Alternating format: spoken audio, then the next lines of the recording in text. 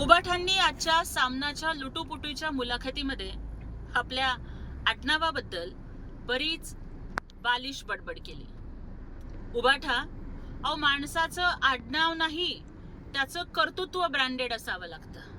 आणि आज पुन्हा पुन्हा आडनावाच्या ब्रँडबद्दल बोलून तुम्ही सिद्ध केलं की तुमच्याकडे फक्त ठाकरे हे आडनाव आहे, तुमच्याकडे कर्तृत्व नाही, दातृत्व नाही, वक्तृत्व नाही आणि नेतृत्व तर मुळीच नाही. ठाकरे हा ब्रँड फक्त हिंदू हृदय सम्राट बाळासाहेब ठाकरेंच्यामुळे आहे आणि एकनाथजी शिंदे साहेब हे व्यक्तिमत्व खूप ग्रँड आहे.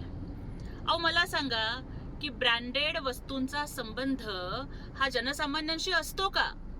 ब्रँड हा एअर कंडिशन दुकानांच्या मध्ये विक्रीला ठेवलेला असतो. आणि उबाठा, तुम्ही सुद्धा तुमच्या मुख्यमंत्री पदाच्या स्वप्नासाठी हिंदू हृदय सम्राट बाळासाहेब ठाकरेंची तत्व आणि विचार विकायला काढले म्हणून तुम्हाला ब्रँड आठवतोय.